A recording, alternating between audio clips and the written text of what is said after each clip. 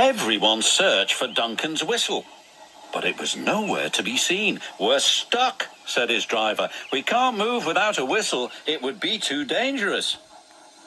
"Leave it to me," the headmaster said.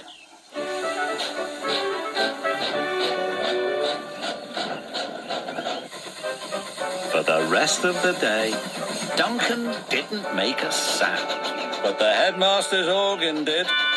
As Duncan delivered his trucks, the headmaster tooted the organ at every crossing and every stop. It alerted everyone, just as well as a whistle would, although Duncan didn't think so.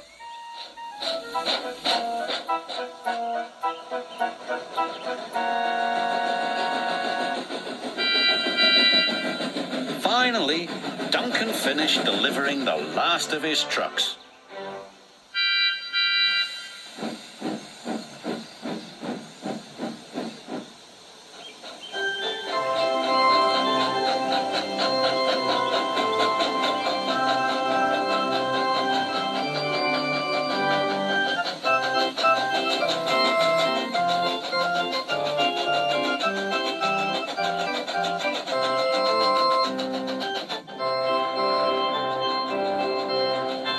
Duncan steamed quietly back to the junction as the headmaster played the organ.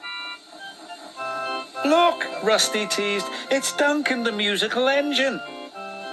"Let's whistle along," said Rheneas.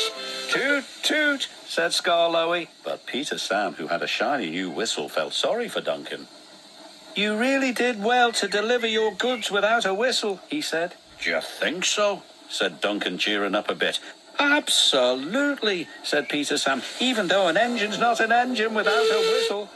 "Or an organ," chuckled the headmaster, and he tooted the organ.